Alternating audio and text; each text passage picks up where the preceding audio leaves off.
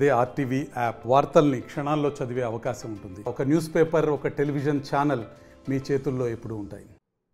Nagarampalem police స్టేషన్లో రీసెంట్గా నమోదైన కిడ్నీ రాకెట్కి సంబంధించిన కేసు ఇన్వెస్టిగేషన్లో పురోగతి సాధించడం జరిగింది. Crime number 184/2024 under section 370 class 2 417 465 466 468 471 120B red with 34 IPC మరియు section 18, 19, 20 of transplantation of human organs and tissue act 1994 కింద మనం కేసు రిజిస్టర్ చేయడం జరిగింది 1 వీక్ బ్యాక్.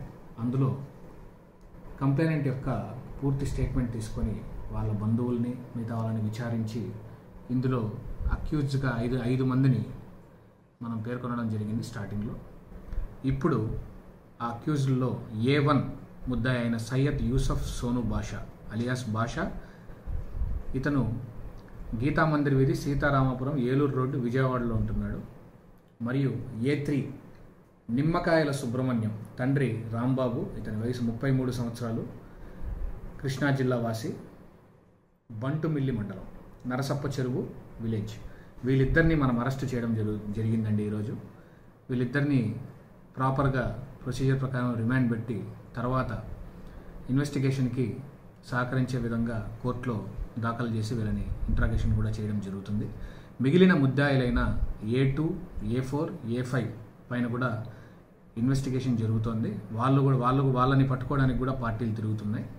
అంటే ఎవరెవరి పాత్ర ఎంత అనే దాన్ని బట్టి నెక్స్ట్ అరెస్టులు కూడా ఖచ్చితంగా చేసి ఈ కేసులో పురోగతి తీసుకొచ్చి ఈ కేసుని ఎంత త్వరగా వీలైతే అంత త్వరగా ప్రాపర్ ఇన్వెస్టిగేషన్తో ముగిస్తామని తెలియజేసుకుంటున్నామండి.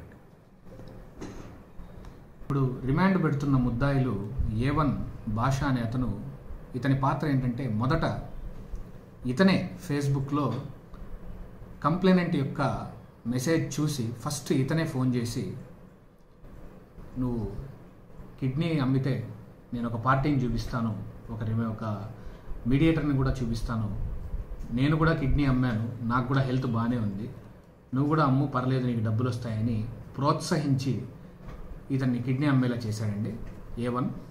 A3 వచ్చి నిమ్మకాయల సుబ్రహ్మణ్యం, ఇతను ఎవరైతే కిడ్నీని రిసీవ్ చేసుకున్నాడో వెంకటస్వామి యొక్క బావమరిది. సో ఇతను కూడా హాస్పిటల్లో ఉన్నప్పుడు టెస్టులు చేయించినాడు. టెస్టులు చేయించడమే కాకుండా ఇతను కూడా ప్రోత్సహించినట్టు మనకి క్లియర్గా తెలుస్తున్నందువల్ల ఇతన్ని కూడా మనం అరెస్ట్ చేసి ఈరోజు రిమాండ్ పెడుతున్నామండి. మరిన్ని వీడియోస్ కోసం ఛానల్ ని సబ్స్క్రైబ్ చేయండి. లేటెస్ట్ అప్డేట్స్ కోసం వాట్సాప్ ఛానల్ ని ఫాలో చేయండి.